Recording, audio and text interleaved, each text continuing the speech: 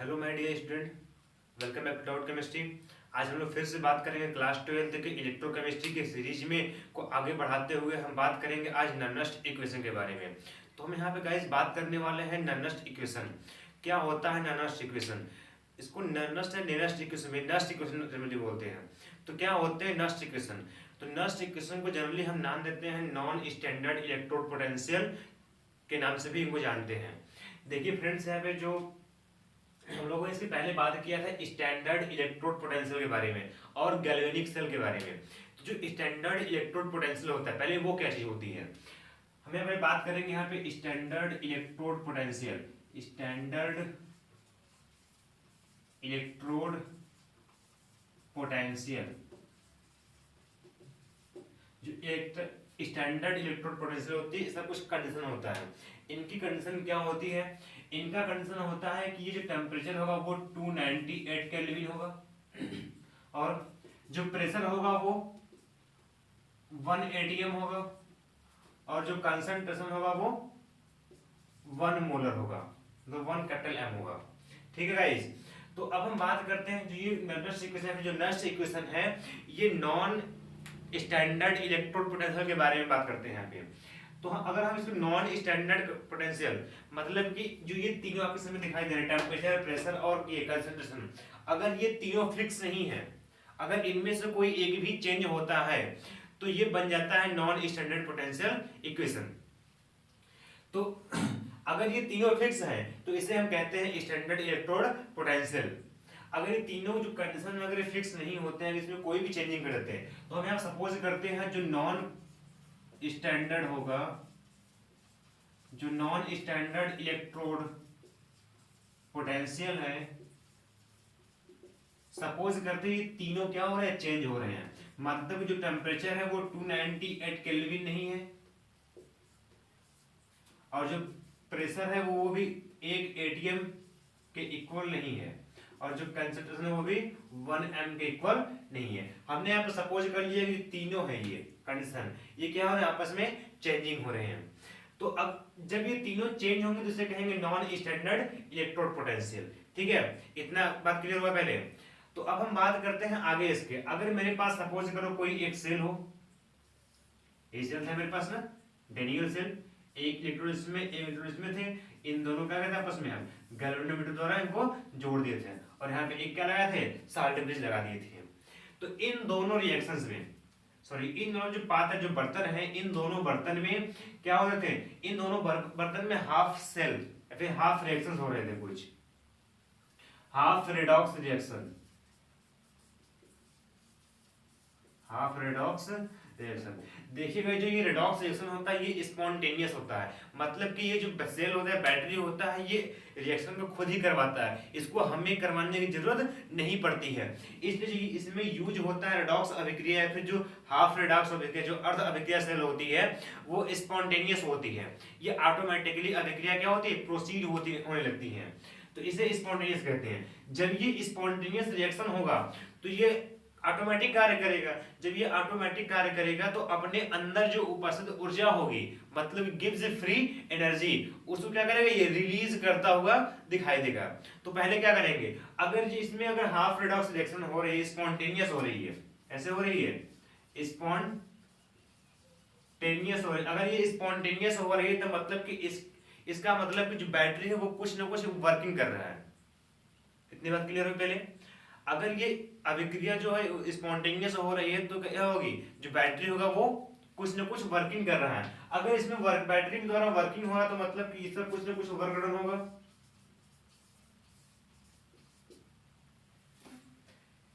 अब जो इसका वर्क डन है W, वो किसके इक्वल होगा, वो Q इंटू V के इक्वल होगा। अब यहाँ जो Q आया है वो Q क्या है, Q जो है चार्ज है, कितने चार्ज यहाँ पे ट्रांसफर हो रहे हैं, दोनों इलेक्ट्रोड के बीच कितने चार्ज वहां पे ट्रांसफर हो, उसकी बात करते हैं Q। और जो Q चार्ज होता है उसको मानते हैं कि 1 कूलम। अब देखिएगा यहाँ पे जो हम यहाँ पे हाफ रेडॉक्स सेल यूज कर रहे थे उसमें कुछ ना कुछ इलेक्ट्रॉन क्या हुए थे, ट्रांसफर हुए थे। तो हमें पता है पहले से कि अगर 1 मोल इलेक्ट्रॉनों का ट्रांसफर होता है तो मतलब कि वहां पे 96500 कूलम्ब चार्ज क्या हो रहा है, वहां पे ट्रांसफर होना स्टार्ट हो जाता है। और इसी को हम कहते हैं 1 फैराडे। क्या कहते हैं? 1 फैराडे। 1 फैराडे इक्वल टू भी होता है 96500 कूलम्ब होता है। तो अगर जो क्यू चार्ज होता है ये एक आवेश के सॉरी अगर ये एक इलेक्ट्रॉन से ट्रांसफर होते हैं तो उसके लिए हम यूज कर लेंगे 1 फैराडे या फिर 96500 यूज करते हैं वहां पे। तो हमें सपोज जो चार्ज होता है वो कितना हो जाएगा, 1 फैराडे के बराबर हो जाएगा। सॉरी जो चार्ज है यहाँ पे, अगर सपोज करते हैं इनमें जो इलेक्ट्रॉन्स ट्रांसफर हो रहे हैं, जो इनमें इलेक्ट्रॉन्स ट्रांसफर हो रहे हैं वो n है। n इलेक्ट्रॉनों क्या हो रहा है इसमें ट्रांसफर हो रहे हैं। अगर n इलेक्ट्रॉन्स ट्रांसफर हो तो n multiplied by f equal to क्या हो जाएगा, ये चार्ज हो जाएगा। अगर सपोज करें कि वहां पे जो दो इलेक्ट्रोड्स हैं उनमें n इलेक्ट्रॉन्स के ट्रांसफर हो रहे हैं तो उन दोनों इलेक्ट्रोड पर कितने चार्ज आएंगे। तो हमें पता है कि एक इलेक्ट्रॉन जब ट्रांसफर होता है तो वहां पे 96500 कूलम्ब्स आते हैं चार्ज है। अगर n इलेक्ट्रॉन्स होंगे तो n इंटू f, यही जो 96500 कूलम्ब्स है यही 1 फैराडे के इक्वल्स होता है। तो यहाँ पे जो n इंटू एफ हो जाएगा, जो यहाँ पे चार्ज जनरेट होगा कितना हो जाएगा, Q equal to n into F हो जाएगा। अब बात आती है जो V है, V मतलब होता है पोटेंशियल। बैटरी का जो पोटेंशियल होता है वही क्या है, बैटरी का पावर है। जो पोटेंशियल है वही बैटरी का पावर है। बैटरी का पावर मतलब होता है जो ई सेल की जो एनर्जी होगी, मतलब जो बैटरी की एनर्जी होगी उसे कहते हैं पोटेंशियल। जो V होता है वो V पोटेंशियल है जो कि इक्वल होता है E सेल के। अब इतनी बात समझ में, तो यहां जो वर्क डन होगा मेरा वो कितना हो जाएगा, W equals to Q value कितनी है N इंटू एफ, और साथ में क्या हो जाएगा यहाँ पे E सेल हो जाएगा। ये क्या हो गया, वर्क डन हो गया। जब बैटरी कार्य कर रही है तो उसके लिए वर्क डन कितना होगा, W equal to NF E cell हो गया। अब एक बात यहाँ पे ध्यान दीजिएगा इस कि जो बैटरी है अगर वो एनर्जी अपना खर्च कर रही है, अगर वो स्पॉन्टेनियस एनर्जी खर्च कर रही है, मतलब उसमें अगर स्पॉन्टेनियस रिएक्शंस हो रहे हैं तो वहां पे जो रिएक्शंस होता है वो किसी न किसी एनर्जी के साथ होगा, और जो वो एनर्जी होगा वो बिल्कुल फ्री होना चाहिए। उस एनर्जी के लिए कोई कंडीशन नहीं होना चाहिए। अगर उस एनर्जी के लिए कोई कंडीशन दिया जा रहा है तो मतलब है कि वो एनर्जी को कंडीशन के रूप में फॉलो करना चाहिए। लेकिन यहाँ पे जो अभिक्रियाएं हो रही है वो स्पॉन्टेनियस है। स्पॉन्टेनियस होने का मतलब है कि जो जिस एनर्जी के साथ वो अभिक्रिया कराई जा रही है या खुद से हो रही है, यहाँ पे खुद से ही हो रही है, जिस एनर्जी के साथ अभिक्रिया हो रही है तो वो कैसा होगा, वो फ्री एनर्जी ही होगा।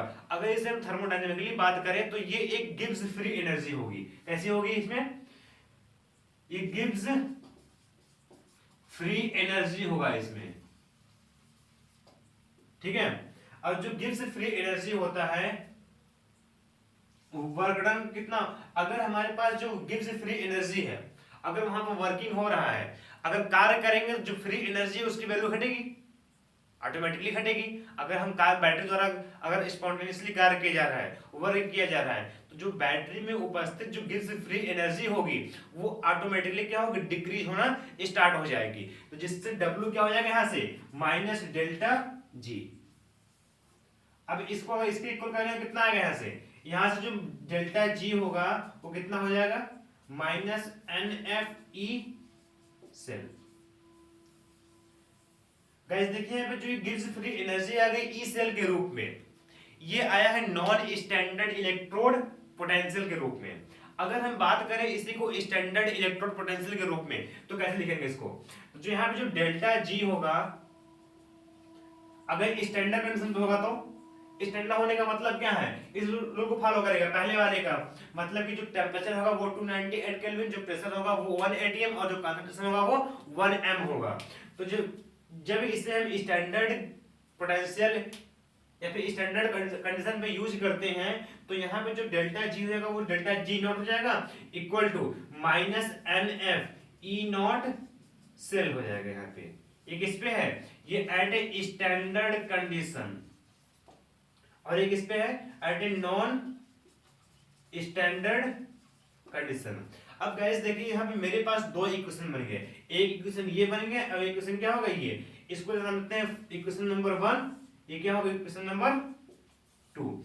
जो ये आपके सामने इक्वेशन नंबर 1 और 2 दिखाई दे रहा है, ये बहुत ही इंपॉर्टेंट रिएक्शन है। इसका यूज सीधे डायरेक्टली कहीं क्वेश्चन में पूछ लिया जाता है। तो गाइस इसे फटाफट पहले नोट कीजिए अपने नोटबुक के अंदर, और या फिर अगर नोट ना करना हो अभी तो स्क्रीनशॉट ले लीजिए, वीडियो को पॉज करके फिर बाद में नोट कीजिएगा। ये जो दो रिएक्शन नंबर 1 और नंबर 2 बहुत ही इंपॉर्टेंट रिएक्शन है। सो गाइस हम शुरू करते हैं अब नेक्स्ट क्वेश्चन की ओर।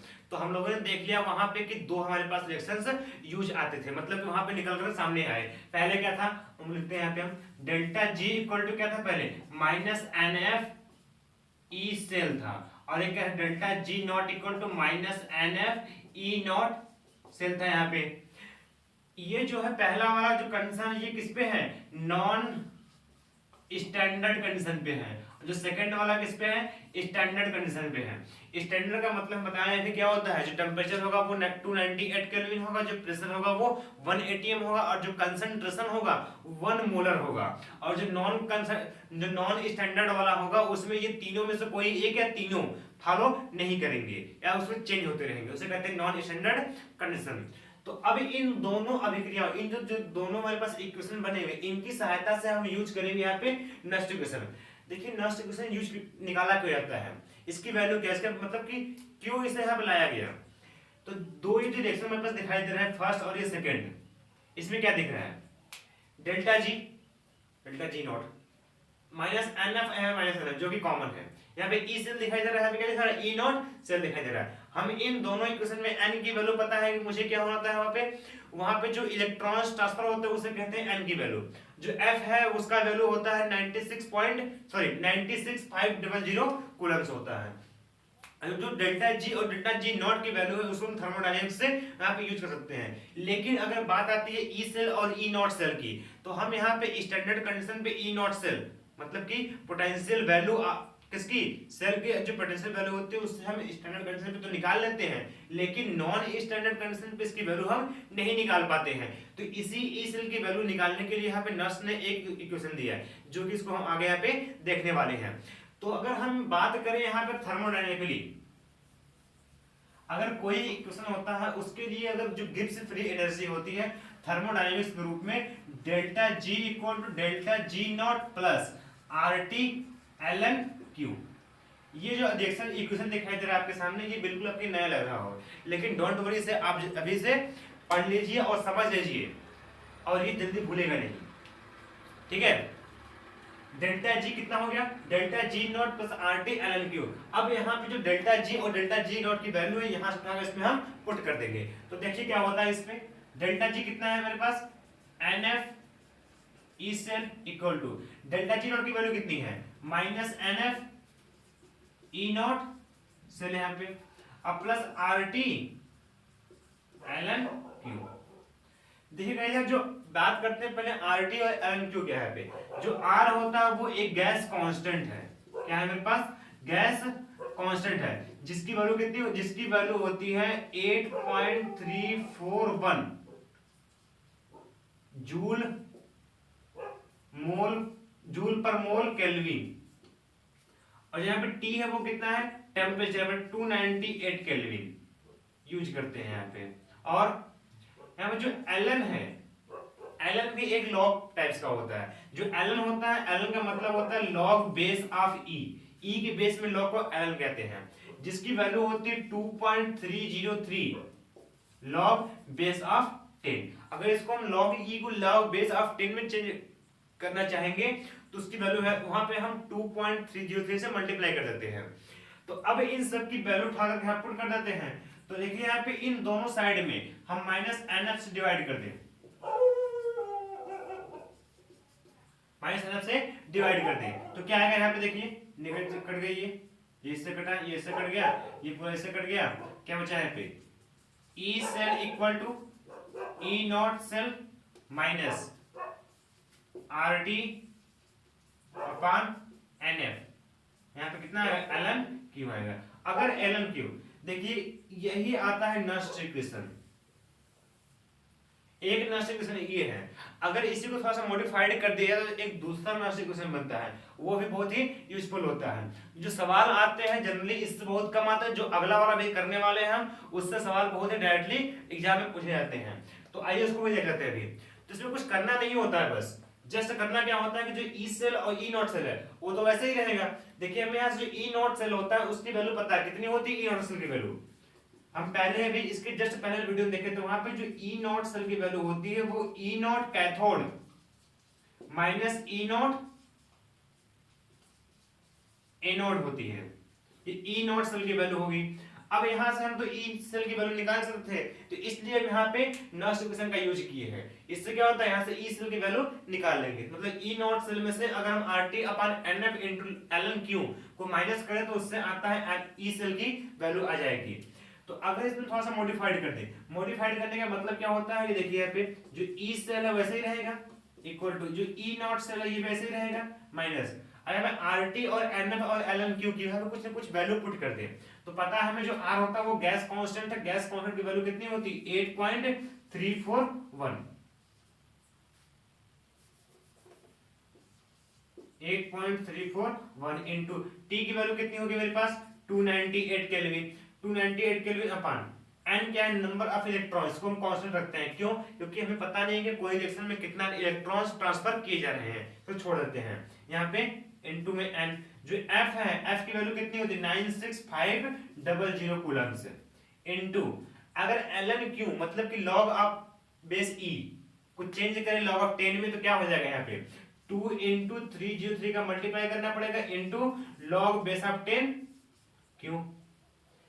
अगर हम इस इक्वेशन को सॉल्व करें मतलब कि जो हमारे पास ये वैल्यू दिखाई दे रही है ना ये इतनी वैल्यू अगर हम सॉल्व करते हैं तो इसकी वैल्यू आती है ई नॉट सेल यहाँ पे E cell minus 0.0591 upon n log base of 10 q।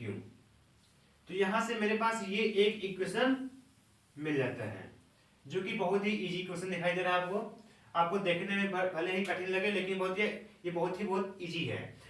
अभी इसी इक्वेशन से डायरेक्टली क्वेश्चन यहाँ पे एग्जाम में पूछे जाते हैं। कभी कभी तो ये इक्वेशन भी पूछा जाता है, इसको ड्राइव करने के लिए पूछा जाता है। तो उम्मीद करते हैं कि आपको ये वीडियो अच्छी लगी होगी, बाकी सबको समझ में आया होगा। जहां भी नहीं समझ में आया उसे आप कमेंट बॉक्स में जरूर बताइएगा। ठीक है, धन्यवाद।